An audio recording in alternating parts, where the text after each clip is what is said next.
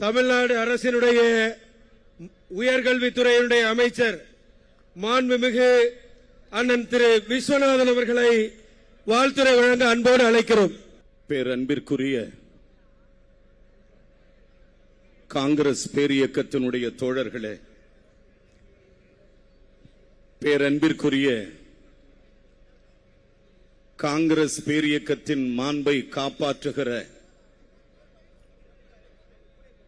பேரன்பிற்குரிய காங்கிரஸ் பேரியக்கத்தினுடைய மரபை காப்பாற்றுகிற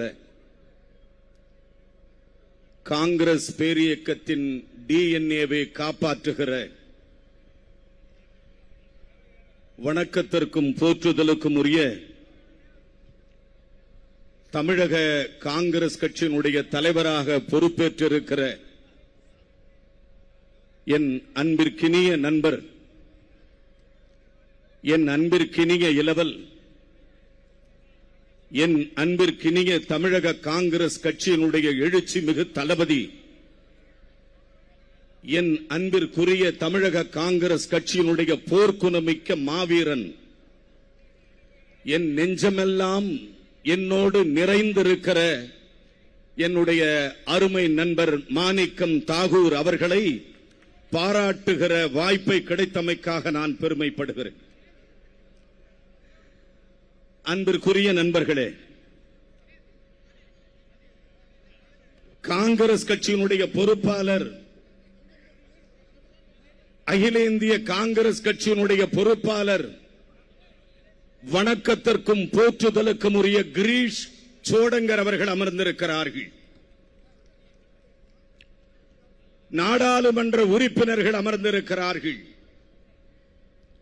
சட்டமன்ற மாண்புமிகு உறுப்பினர்கள் அமர்ந்திருக்கிறார்கள்.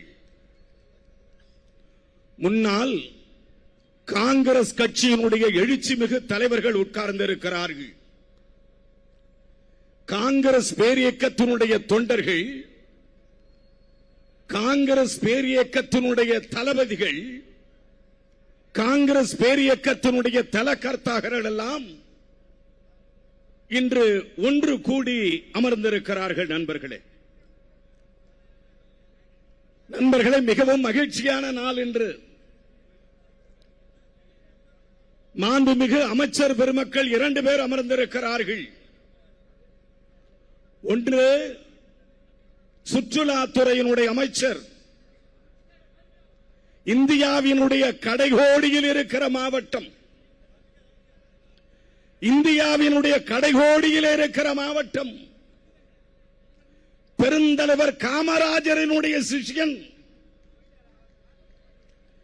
பேரறிஞர் குமரி அனந்தன் அவர்களுடைய தம்பி, காங்கிரஸ் கட்சியின் வரலாற்றுகளில் நிலைத்து நின்ற பொன்னப்ப நாடார் அவர்களின் பேரன், வரலாற்று சிறப்புமிக்க பொறுப்புகளை ஏற்றிருக்கிற என்னுடைய அருமை நண்பர் ராஜேஷ்குமார் ஒரு அமைச்சர், இன்னொன்று ஒரு தாழ்த்தப்பட்ட சமூகத்தை சார்ந்த, விளிம்பு நிலை சமூகத்தை சார்ந்த, ஒரு ஏழை குடும்பத்தை சார்ந்த காங்கிரஸ் கட்சியை சேர்ந்த விஸ்வநாதன் ஒரு அமைச்சர். 2 அமைச்சர்கள் அமைச்சர் பொறுப்பை ஏற்றுக்கொள்ள வேண்டும், அமைச்சர்களாக வர வேண்டும், அமைச்சர்களாக ஆக்கப்படுவார்கள். இவர்கள் அமைச்சர்கள் ஆகுவதற்கு நான் தலைமை பொறுப்பை ஏற்று உழைக்கிறேன் என்று 3 மாதங்களுக்கு முன்னாலே ஒரு தலைமுறை மாற்றத்தை நேசித்த வித்தியாசமான ஒரு தலைவர் தான் நமக்கு முன்னாலே அமர்ந்து கொண்டு இன்று காங்கிரஸ் கட்சியினுடைய மாநில தலைவராக பொறுப்பேற்றிருக்கிற நம் அன்பிற்குரிய நண்பர் மாணிக்கம் தாகூர் அவர்கள். ஒரு காலத்தில் மாணிக்கம் தாகூர் என்று சொன்னால் என்னிடம் கேட்டார்கள், மாணிக்கம் தாகூர் என்ன நார்த் இந்தியனா, அவர் என்ன வடமாநிலத்தை சேர்ந்தவரா என்றெல்லாம் வியாக்கியானம் வந்தது. ஆனால் நண்பர்களே, சிவகங்கை மாவட்டத்தில் ஏரியூர் கிராம பஞ்சாயத்தில் கற்க கசடர கற்றவை கற்றபின் நிற்க அதற்கு தகை என்று எடுத்துரைக்கிற ஒரு ஆசிரியருடைய மகன்தான் என்னுடைய அருமை நண்பர் இளவல் மாணிக்கம் தாகூர் அவர்கள். மாணிக்கம் தாகூர் அவர்களே, உங்களுக்கும் காங்கிரஸ் கட்சிக்கும் ஒரு ராசி இருக்கிறது. அது என்ன ராசி தெரியுமா? 2009 நாடாளுமன்ற உறுப்பினர்களுக்கான வேட்பாளர் பட்டியல் அறிவிக்கப்பட்டு விட்டது. தமிழகம் முழுக்க வேட்பாளர் அறிவிக்கப்பட்டார்கள். எல்லோரும் பிரச்சாரத்திற்கு சென்று விட்டோம். எல்லோரும் தேர்தல் பரப்புரையில் நிற்கிறார்கள். காங்கிரஸ் கட்சியினுடைய கடைசி இந்தியாவினுடைய வேட்பாளர் யார் தெரியுமா? இந்தியாவினுடைய 2009 காங்கிரஸ் கட்சி வெளியிட்ட பட்டியலில் இந்தியாவே எதிர்பார்க்கப்பட்ட இறுதி வேட்பாளர் 545 பேர் பட்டியல் வெளியிடப்பட்டது. இறுதியாக வெளியிடப்பட்ட வேட்பாளர் பட்டியல் இரண்டே பட்டியல், 2 பேர். ஒன்று மாணிக்கம் தாகூர், இன்னொன்று விஸ்வநாதன். ஒன்று மாணிக்கம் தாகூர், இன்னொன்று விஸ்வநாதன். மாணிக்கம் தாகூர் கடைசியாக அறிவிக்கப்பட்டார். விஸ்வநாதன் கடைசியாக அறிவிக்கப்பட்டார். இருவரும் கைகோர்த்து நாடாளுமன்றத்திற்கு புகுந்தோம்.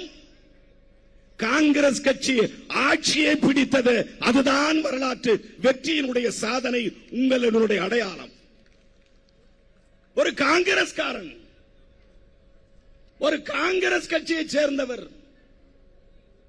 மாணவர் காங்கிரஸ், இளைஞர் காங்கிரஸ், இளைஞர் காங்கிரஸில் இருந்து அகில இந்திய மாணவர் காங்கிரஸ் பொறுப்பு, அகில இந்திய காங்கிரஸ் மாணவர் காங்கிரஸில் இருந்து இளைஞர் காங்கிரஸ் பொறுப்பு. அதன் பிறகு படிப்படியாக நம் நெஞ்சமெல்லாம் நிறைந்திருக்கிற நம் அன்பு தலைவர் ராகுல் காந்தியினுடைய அன்பை பெற்றது. தலைவர் ராகுல் காந்தியினுடைய அன்பை பெற்று படிப்படியாக உயர்வை பெற்றிருக்கிற, இன்றைய பொறுப்பேற்றிருக்கிற நம் வணக்கத்திற்குரிய மாநில தலைவர் மாண்புமிகு மாணிக்கம் தாகூர் நாடாளுமன்ற உறுப்பினர் அவர்கள். நாடாளுமன்ற உறுப்பினர் 3 முறை, அகில இந்திய செயலாளர், 2017 அகில இந்திய செயலாளர். நான் பார்த்து வியந்து போனேன். எனக்கும் கிடைக்காதா? நானும் ஒரு நாள் அகில இந்திய செயலாளர் ஆக மாட்டேனா? உங்களுக்கு கிடைத்த வாய்ப்பு எனக்கு கிடைக்காதா என்று ஏங்கி நின்றேன். நண்பர்களே, தோழர்களே, என் அருமை நண்பர் மாணிக்கம் தாகூர் அவர்கள்தான் அகில இந்திய செயலாளராக விஸ்வநாதனை அங்கீகரித்த மாபெரும் தலைவன் என் அருமை நண்பர் மாணிக்கம் தாகூர். தெலுங்கானாவினுடைய பொறுப்பாளர், ஆந்திராவினுடைய பொறுப்பாளர், கர்நாடகாவினுடைய அகில இந்திய செயலாளர், பல்வேறு நிலைகளில் பல்வேறு தளங்களில் நின்று களமாடிய ஒரு ஆற்றல் மிகுந்த மாவீரன் இன்று தமிழகத்தினுடைய காங்கிரஸ் கமிட்டியினுடைய தலைவர். உங்களுக்கு இன்னொரு சிறப்பு உண்டு நண்பர்களே, தோழர்களே. 2024 நம் நெஞ்சமெல்லாம் நிறைந்திருக்கிற நம் தலைவர் ராகுல் காந்தி அவர்கள் நாடாளுமன்ற உறுப்பினர். 2024 நாடாளுமன்ற உறுப்பினரோடு மட்டுமல்ல, நாடாளுமன்ற மக்களவையினுடைய எதிர்க்கட்சி தலைவர். இன்று தலைவர் ராகுல் காந்திக்கும் மாணிக்கம் தாகூருக்கும் ஒற்றுமை இருக்கிறது. அதை கேட்டால் வியந்து போவீர்கள். அது என்ன தெரியுமா? அது என்ன தெரியுமா? தலைவர் ராகுல் காந்தி அவர்கள் நாடாளுமன்றத்தின் மக்களவை எதிர்க்கட்சி தலைவராக பொறுப்பேற்று 2 ஆண்டுகள் கழிந்தது நேற்று. 2 ஆண்டுகள் கழித்தது நேற்று. இன்று தலைவர் ராகுல் காந்தியினுடைய சிஷ்யன், தலைவர் ராகுல் காந்தியினுடைய மனசாட்சி இன்று தமிழக காங்கிரஸ் கட்சியினுடைய தலைவராக பொறுப்பேற்றிருக்கிறது. ஒற்றுமை. இந்த ஒற்றுமையில் தான் உயர்வை பார்க்க போகிறோம். தலைவர் ராகுல் காந்தி பதவியை பிடுங்கினார்கள். தலைவர் ராகுல் காந்தியை தேர்தலில் நிற்க விடாமல் சதி செய்தார்கள். தலைவர் ராகுல் காந்தியின் மீது வழக்கு போட்டார்கள். தலைவர் ராகுல் காந்தியினுடைய அதிகாரப்பூர்வ அரசு இல்லத்தை சாவியை பிடுங்கினார்கள். ஆனால் நம் தலைவன் சென்று அமைதியாக நின்று அந்த சாவியை உரியவரிடம் ஒப்படைத்த பாங்கு இருக்கிறதே, உலகத்தில் எந்த தலைவனுக்கும் அப்படிப்பட்ட மாண்பும் பண்பும் இருந்ததே கிடையாது. நம் தலைவர் ராகுல் காந்திக்கு மட்டும்தான் அந்த மாண்பு. அதுதான் காங்கிரஸ் குடும்பம், அதுதான் காங்கிரஸ். அதைத்தான் காங்கிரஸ் என்று பெருமைப்பட நாம் சொல்லிக் கொள்வோம். நண்பர்களே, தோழர்களே, ஆக ஒரு வரலாற்று சரித்திரத்தில் ஒரு மாணவன், ஒரு இளைஞர் காங்கிரஸ், ஒரு அகில இந்திய செயலாளர், ஒரு பொறுப்பாளர், ஒரு பொதுச் செயலாளர் பொறுப்பு, மேலே பாராளுமன்றத்தின் கொறடா, மேலே CWC மெம்பர், அதையும் தாண்டி தமிழக காங்கிரஸ் கட்சியினுடைய தலைவர், நம் நம்பிக்கைக்குரிய தலைவர், அருமைக்குரிய நாடாளுமன்ற உறுப்பினர் மாணிக்கம் தாகூர் அவர்கள் மேடையிலே நின்று கொண்டிருக்கிற நான், என்னுடைய அருமை நண்பர் ராஜேஷ்குமார் அவர்கள் பேசும்போது சொன்னார்கள், 1967க்கு பிறகு அமைச்சர் ஆனோம் என்று ஒரு சில மாற்றம். 1952 நான் வணங்குகிற எங்களுடைய குலசாமியாக இருக்கிற எங்களுடைய தியாகச்சீலர் கக்கன் அவர்கள் 1952 நாடாளுமன்ற உறுப்பினர். நாடாளுமன்ற உறுப்பினர் என்றால் நேர்மையின் இலக்கணம், நேர்மையினுடைய அடையாளம், சீர்திருத்த செம்மல், கரைபடாத கரத்துக்கு சொந்தக்காரர் தியாகச்சீலர் கக்கன் அவர்கள் 1952 நாடாளுமன்ற உறுப்பினர், 52 நாடாளுமன்ற உறுப்பினர், 57 மேலூர் சட்டமன்றத்தினுடைய உறுப்பினராகிறார், 57 சட்டமன்ற உறுப்பினர். பெருந்தலைவர் காமராஜர் அவர்கள் காலத்தில் மாண்புமிகு அமைச்சராக்கப்படுகிறார் தியாகச்சீலர் கக்கன் அவர்கள் 1957. நண்பர்களே, தோழர்களே, இன்று பொறுப்பை ஏற்றுக்கொண்டிருக்கிற என் அன்பிற்குரிய நண்பர் மாணிக்கம் தாகூர் அப்பொழுதே சொன்னார், அண்ணா அண்ணா உங்களை அமைச்சர் பொறுப்பு ஆக்காமல் நான் போக மாட்டேன், இது நடந்தே தீரும் என்று சொன்னவர்தான் என்னுடைய அன்பிற்குரிய நண்பர் மாணிக்கம் தாகூர் அவர்கள். 1957 தியாகச்சீலர் மேலூரில் அமைச்சர், 2026 உங்கள் முன்னால் நின்று கொண்டிருக்கிற விஸ்வநாதன் இன்று அமைச்சர். இந்த அமைச்சர் பொறுப்பை ஏற்றவுடன் மாண்புமிகு முதலமைச்சர் அவர்கள் எங்களை அழைத்தார். மாண்புமிகு தமிழக முதலமைச்சர் எங்களை அழைத்தார். சட்டமன்ற உறுப்பினர்கள், அமைச்சர் பெருமக்களை அழைத்தார். நான் இதுவரையில் பார்க்காத உடல் மொழி, நான் இதுவரையில் பார்க்காத பாடி லாங்குவேஜ், நான் இதுவரையில் பார்க்காத கண் பார்வை, நான் இதுவரையில் பார்க்காத பாடி லாங்குவேஜ், மென்மையான போக்கு, சிறிய குரல், கனிவான பேச்சு, தமிழகத்தினுடைய இன்றைய முதலமைச்சர் திரு தளபதி ஜோசப் விஜய் அவர்கள் எங்களை அழைத்தார். நாங்கள் போனோம். பல முதலமைச்சர்களை பார்த்திருக்கிறோம், பல தலைவர்களை பார்த்திருக்கிறோம். அவர்கள் பார்க்கிற விதம், அவர்கள் நம்மை சந்திக்கிற தோணி, அவர்கள் நம்மிடம் நடந்து கொண்டுகிற முறை. ஆனால் நண்பர்களே, தமிழகத்தினுடைய வரலாற்று நாயகனாக இருக்கிற தமிழக மக்கள், 1,72,00,000 மக்கள் ஏற்றுக்கொண்டிருக்கிற தமிழகத்தினுடைய முதலமைச்சர் மாண்புமிகு திரு ஜோசப் விஜய் அவர்கள் எங்களிடம் சொன்னார், மிஸ்டர் விஸ்வநாதன், அவர் சொன்னது நன்றாக நினைவிருக்கிறது. மிஸ்டர் விஸ்வநாதன், உங்களுக்கு வழங்கப்பட்டிருக்கிற போர்ட்போலியோ டஃப் போர்ட்போலியோ. காங்கிரஸ் கட்சி உங்கள் பேரை பரிந்துரைத்திருக்கிறது என்று தான் சொன்னாரே தவிர விஸ்வநாதனுக்கு கொடுக்கிறோம் என்று சொன்னார்.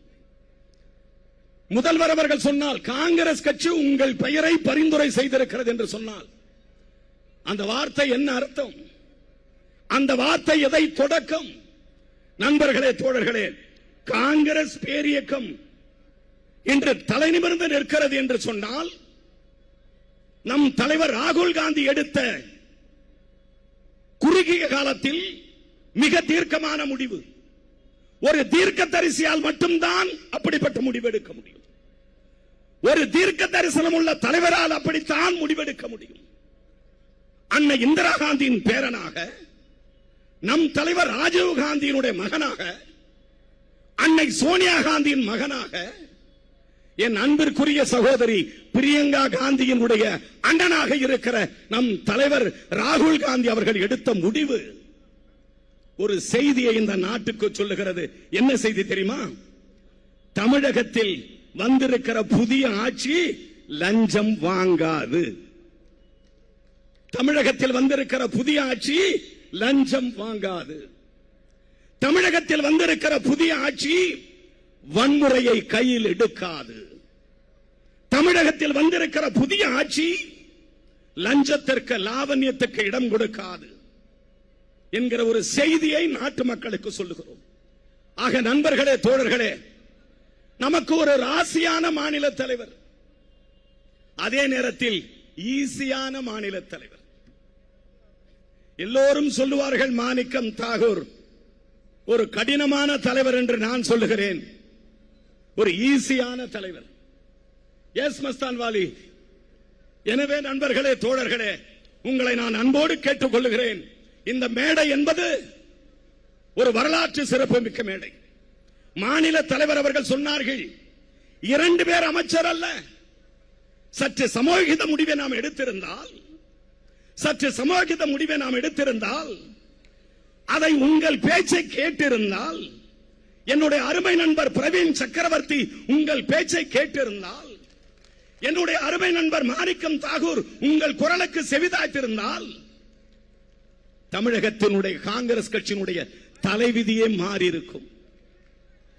70 சட்டமன்ற உறுப்பினர்கள், ஒரு டெபுட்டி சீஃப் மினிஸ்டர், 10 அமைச்சர்கள் சத்தியமூர்த்தி பவனில் அந்த சுழல்கிற விளக்கு காரில் வலம் வருவதை பார்த்திருக்க முடியும். யான் பெற்ற இன்பம் இந்த வையகம் பெற வேண்டாமா? நான் பெற்ற பெருமையை இந்த காங்கிரஸ் பேர் இயக்கம் பெற வேண்டாமா?